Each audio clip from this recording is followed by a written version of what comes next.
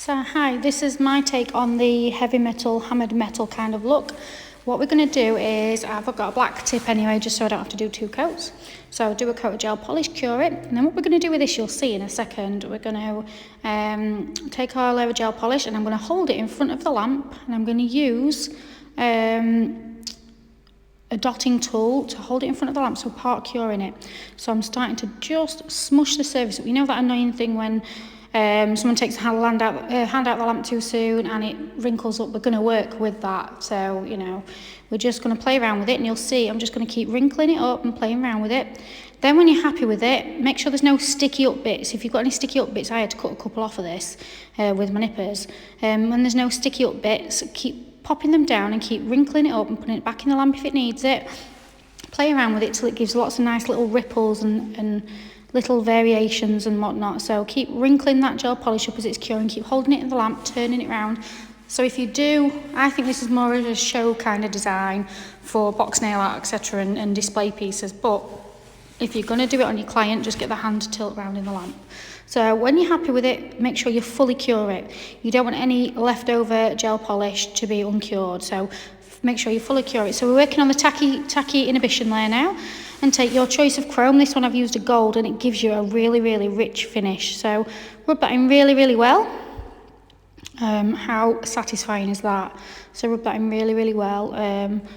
It's just so rich and it's just lovely. So I made sure that this was completely cured before I decided to do this. You don't want any uncured gel polish near your client. So then I'm going to use a Flexi Top Gel from Team Gorgeous, which is my brand that we sell. The website link is in my bio, and this is a slightly thicker viscosity gel, so it's going to fill in all those little ripples. Then what I'm going to do is cure that for 60 seconds for a full amount, and then I'm going to go again with my top coat and just do the same again. If you've got a client that's particularly funny about any bumps and lumps, just buff that over ever so lightly and then top coat again. So once it's fully cured, I'm going to pop that to one side, and now I'm just going to use some of the metallic pigments. This is a cat's eye metallic pigment, and I'm just going to play around with it. I've got like a bronzy colour, and just rub it in and have a play around with it. You can see from the side I've got a little raised up bit there, so I've just used my old cuticle nippers to just snip that off, because then you won't get any lumps and bumps. It's like annoying bits of glitter when you're doing gel top coat. You don't want any raised bits, you want it to be very smooth.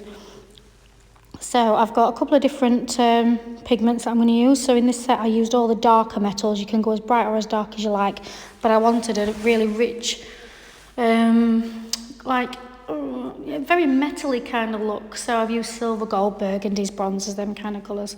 So I've done all these exactly the same. Make sure you've not got any bits stuck up. Make sure they're all fully cured, and then you want two top coats. Like I said, if you've got a client that doesn't like any bits, you know, you have got a really annoying bit that's going to be annoying and it's going to catch, then just buff it over ever so slightly and then top coat it again. So here's the last one, and we've got, I think I've done silver on this one. This is my favourite. Look at this, look at the top right corner in a second, and you'll see how really, really silver it is. These pigments are from Born Pretty. These are my favourite pigments. They've got all their MSDS sheets, SDS sheets, everything you need, but make sure it's from the official Born Pretty supplier, not a rip-off one.